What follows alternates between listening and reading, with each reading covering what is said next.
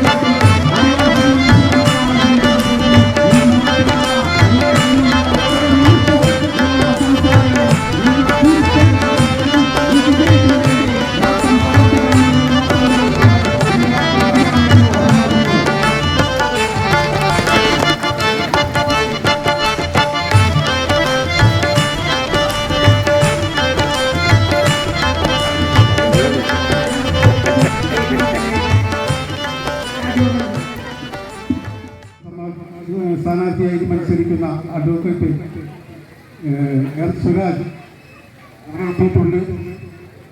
അതോടൊപ്പം നമ്മുടെ പ്രധാന നേതാക്കളായ മറ്റെല്ലാവരും ഇവിടെ എത്തിയിട്ടുണ്ട്. കൗൺസിലർമാർ ഇവിടെ എത്തിയിട്ടുണ്ട്. മറ്റു വികസന നേട്ടങ്ങളും എല്ലാം അവർ പറയും. അതുകൊണ്ട് മറ്റു കാര്യങ്ങൾ ഒന്നും ഞാൻ നടക്കുന്നില്ല. നമ്മുടെ അധ്യക്ഷരായി നമ്മുടെ ഭരണവാർഡ് കൗൺസിലർ രാജാക്കായി കർഷക സംഘത്തിന് വേണ്ടിയിട്ട് വിജയകുമാർ, ഡിവൈഎഫ്ഐക്ക് വേണ്ടി സന്തോഷ്, എല്ലാവരും സഹകരിക്കുക. ASFിന് വേണ്ടി ടൈജു, യൂണിയന് വേണ്ടി സുന്ദരൻ, വ്യാപാര വ്യവസായ സമിതിക്ക് വേണ്ടിയിട്ട് AP മുഹമ്മദ് അലി, ASFിന് വേണ്ടിയിട്ട് പിന്നെ സൈദലവി CPI ബ്രാഞ്ച് സെക്രട്ടറിയാണ്, അത് നിൽക്കുന്നു. പിന്നെ APC ഇവിടുത്തെ നമ്മുടെ പരിപാടിയിൽ പ്രധാനമായും പരിപാടികൾ കൂടി നടക്കുന്നുണ്ട്. സ്വർണ്ണപ്പണി യൂണിയൻ പ്രിയപ്പെട്ടവരെ, നമ്മുടെ ഈ പരിപാടിയിൽ ഇവിടെ ഒരു മകൻ അമീൻ പ്രസാദ് ഇവിടെ റിട്ടയറായി വന്നിട്ടുണ്ട്. അദ്ദേഹത്തിന് ഒരു മൊമെന്റോ കൊടുക്കി ആദരിക്കുന്ന പരിപാടികളുണ്ട്.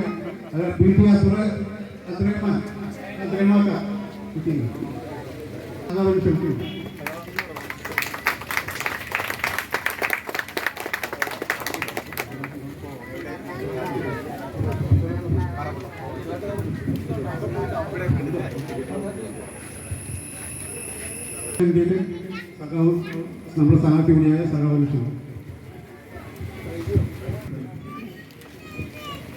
നമ്മുടെ സാംസ്കാരിക കേരളത്തിന് തന്നെ അഭിമാനമായ പ്രിയപ്പെട്ട ഐഷാത്ത ഇവിടെയുണ്ട്. ഐഷാത്തയെ രാവിലെ ആശുപത്രിയിൽ വെച്ച് കണ്ടതാണ്. അസുഖത്തെയൊക്കെ തോൽപ്പിച്ച് ഐഷാത്ത ഇവിടെ ഇടുക്കിയായി എത്തിയിട്ടുണ്ട്. വളരെ സന്തോഷമുള്ള കാര്യമാണ്. നമ്മുടെ സ്വീകരണ പരിപാടി ഇനിയും 7 കേന്ദ്രങ്ങളിൽ കൂടി പോകണം. വൈകിട്ട് 8 മണിക്ക് നെടുമുമ്പൽ സമാപിക്കുന്നതിന് മുമ്പാണ്. അതുകൊണ്ട് ഒരുപാട് ദീർഘമായ കാര്യങ്ങളൊന്നും സംസാരിക്കണമെന്ന് ഞാൻ ആഗ്രഹിക്കുന്നില്ല. മാത്രവുമല്ല ഇതിനോടകം നമ്മുടെ ഈ തെരഞ്ഞെടുപ്പിൻ്റെ പ്രാധാന്യത്തെക്കുറിച്ചും മറ്റ് രാഷ്ട്രീയ കാര്യങ്ങളെക്കുറിച്ചുമെല്ലാം ഇവിടെ വിശദമായി തന്നെ സംസാരിച്ചിട്ടുണ്ടാവും എന്നാണ് ഞാൻ പ്രതീക്ഷിക്കുന്നത്. ഞാനാകെ നിങ്ങളോട് പറയാൻ ആഗ്രഹിക്കുന്നത്, ഇപ്പോൾ 10 കൊല്ലം മുൻപുള്ള ഒരു നാടല്ല കേരളം. ഈ 10 കൊല്ലത്തിനിടയിൽ ഒരുപാട് വലിയ മാറ്റങ്ങൾ നമ്മുടെ നാട്ടിലുണ്ടായി. ഒരു നവകേരളം കെട്ടിപ്പടുക്കാനുള്ള ശ്രമമാണ് നമ്മുടെ സർക്കാർ നടത്തിക്കൊണ്ടിരിക്കുന്നത്. അതിൻ്റെ ഭാഗമായി നാട്ടിൽ വന്ന മാറ്റങ്ങൾ അനുഭവിക്കുന്നവരാണ്. ഒരുപാട് ഉദാഹരണങ്ങൾ നമ്മുടെ മുന്നിലുണ്ട്. ഞാൻ എല്ലാം വിശദീകരിക്കണമെന്നൊന്നും ആഗ്രഹിക്കുന്നില്ല. ഒരു കാര്യം മാത്രം നിങ്ങൾ ആലോചിച്ച് നോക്കൂ. ഇപ്പോൾ നമ്മുടെ നാട്ടിൽ, കേരളത്തിൽ പവർ കട്ടോ ലോഡ് ഷെഡിങ്ങോ ഇല്ല. എന്ന് വെച്ചാൽ കറണ്ട് കട്ട് ഇല്ല. എന്നാൽ മുൻപ് കോൺഗ്രസ് ഭരിച്ച സമയത്ത് പവർ കട്ടും ലോഡ് ഷെഡിങ്ങും ഒഴിഞ്ഞ നേരം ഉണ്ടായിരുന്നില്ല. ഇതെങ്ങനെ ഇല്ലാതായി? അത് ഈ കാലം കൊണ്ട് വ്യക്തമായ ഒരു കാഴ്ചപ്പാടോടെ കൂടുതൽ വൈദ്യുതി ഉൽപ്പാദിപ്പിച്ച് ആ പ്രശ്നം പരിഹരിച്ച് ഇന്ത്യയിൽ, നമ്മുടെ രാജ്യത്ത് പവർ കട്ടില്ലാത്ത ഒരു സംസ്ഥാനമായി ഈ കേരളത്തെ മാറ്റി. ഇതുപോലെ ഒരുപാട് മാറ്റങ്ങളുണ്ടായി. നമ്മുടെ സ്കൂളുകളൊക്കെ മാറി. അപ്പോൾ ഇതെല്ലാം കേരളം വളരുന്നതിൻ്റെ ലക്ഷണമാണ്. ഇതിനിയും മുന്നോട്ട് പോകണം, കൂടുതൽ മെച്ചപ്പെടണം. നമ്മുടെ നാട് ലോകത്തിന് മാതൃകയാണ്. 1600 രൂപ ഇപ്പൊ പെൻഷൻ കൊടുക്കുകയാണ്. പെൻഷൻ കിട്ടുന്ന കുറച്ച് പേരെങ്കിലും ഇവിടെ ഉണ്ടാവും എന്നാണ് ഞാൻ പ്രതീക്ഷിക്കുന്നത്. അല്ലെങ്കിൽ നിങ്ങളുടെ വീട്ടിലുണ്ടാവും. വാർദ്ധക്യകാല പെൻഷൻ മുതൽ കർഷക തൊഴിലാളി പെൻഷൻ വരെ 1600 രൂപയാണ് ഒരു മാസം. അതൊരു വലിയ തുകയാണ് എന്നല്ല. പക്ഷെ ഒരു വീട്ടിൽ 2 പേരുണ്ടെങ്കിൽ, പെൻഷൻ കിട്ടുന്ന 2 പേരുണ്ടെങ്കിൽ ഒരു മാസം 3200 രൂപ പട്ടിണി കിടക്കാതെ കാലം കഴിക്കാം എന്നത് ഒരു ചെറിയ കാര്യമാണ്. ഈ പെൻഷൻ ഒരു 2500 രൂപയെങ്കിലുമായി വർദ്ധിപ്പിക്കണമെന്നാണ് നമ്മുടെ ആഗ്രഹം. അതിന് തടസ്സം കേന്ദ്രം ഭരിക്കുന്ന മോദിയുടെ ഗവൺമെന്റാണ്. ചിന്തിക്കുന്നവരാണ് നല്ലൊരു പങ്ക് മലയാളികൾ. 3ാം വട്ടവും തുടർച്ചയായി LDF അധികാരത്തിൽ വരും എന്ന് ഉറപ്പാക്കുന്ന ഒരു ആദ്യ ചവിട്ടുപടിയാണ് ഈ നിയമസഭാ ഉപതെരഞ്ഞെടുപ്പ്. ഈ ഉപതെരഞ്ഞെടുപ്പിൽ നമ്മൾ ജയിക്കുന്നതോടെ കേരളത്തിൽ LDF ഗവൺമെന്റ് തുടരാനുള്ള സാധ്യത കൂടുതൽ തെളിയും. അപ്പൊ അതുകൊണ്ട് ഈ തെരഞ്ഞെടുപ്പ് ഈ മണ്ഡലത്തെ മാത്രം ബാധിക്കുന്ന ഒരു തെരഞ്ഞെടുപ്പല്ല, ഇത് കേരളത്തെ തന്നെ സ്വാധീനിക്കുന്ന ഒരു തെരഞ്ഞെടുപ്പായി വളരാൻ പോവുകയാണ്. ഞാൻ കൂടുതൽ ദീർഘിപ്പിക്കുന്നില്ല. ഇനി ഈ നിയമസഭയ്ക്ക് ഏതാനും മാസങ്ങൾ മാത്രമേ കാലാവധിയുള്ളൂ. അപ്പൊ ആര് ജയിച്ചാലും വലിയ അത്ഭുതങ്ങൾ പ്രവർത്തിക്കാനുള്ള സമയമൊന്നുമില്ല. അതുകൊണ്ട് വ്യാജമായ വാഗ്ദാനങ്ങളൊന്നും ഞാൻ നിങ്ങൾക്ക് തരുന്നില്ല. പക്ഷേ ചില പുതിയ തുടക്കങ്ങൾ നമുക്ക് കുറിക്കാൻ സാധിക്കും. ഏത് വലിയ മുന്നേറ്റവും ഒരു തുടക്കത്തിൽ നിന്നാണ്. നിലമ്പൂരിന്റെ പ്രത്യേകതകൾ മനസ്സിലാക്കി നമ്മുടെ നാടിന്റെ വികസനത്തിന് ഉതകുന്ന പദ്ധതികൾ, ഇവിടുത്തെ തൊഴിൽ രഹിതരായ അഭ്യസ്തവിദ്യരായ യുവതി യുവാക്കൾക്ക് ജോലി കിട്ടുന്നതിന്, അവർക്ക് തൊഴിൽ പരിശീലനം കൊടുക്കുന്നതിന് ഒക്കെ സഹായകരമായ പദ്ധതികളെ സംബന്ധിച്ച് ആലോചിച്ച് അതിന് തുടക്കം കുറിക്കാൻ ഒരു പക്ഷേ സാധിച്ചു. അതുപോലെ പാതി വഴിയിൽ നിൽക്കുന്ന ചില കാര്യങ്ങൾ അത് സമയബന്ധിതമായി പൂർത്തിയാക്കാനും സാധിക്കേണ്ടതായിട്ടുണ്ട്. അതിൽ പ്രധാനപ്പെട്ട ഒന്ന് നിലമ്പൂർ ബൈപ്പാസാണ്. 10-35 കൊല്ലമായി നിലമ്പൂര് അങ്ങനെ ഒരു സ്വപ്നം കണ്ടു തുടങ്ങിയിട്ട് നമ്മുടെ ഗവൺമെന്റ് വന്നപ്പോഴാണ് ആ സ്വപ്നത്തിന് ജീവൻ വെച്ചു. അത് തുടങ്ങി. പക്ഷെ അത് വേഗതയിൽ പൂർത്തിയാക്കാൻ കഴിഞ്ഞില്ല. അത് ഉത്തരവാദിത്തപ്പെട്ടവർ നേതൃത്വം കൊടുത്ത് വേഗത്തിൽ പൂർത്തിയാക്കേണ്ടതായിരുന്നു. ഇനിയിപ്പോൾ അത് പറഞ്ഞിട്ട് കാര്യമില്ല. പക്ഷെ ഇപ്പോൾ ഗവൺമെന്റ് അതിന്റെ മുഴുവൻ പണവും അനുവദിച്ചിരിക്കുകയാണ്, മുഴുവൻ കാശും അനുവദിച്ചു.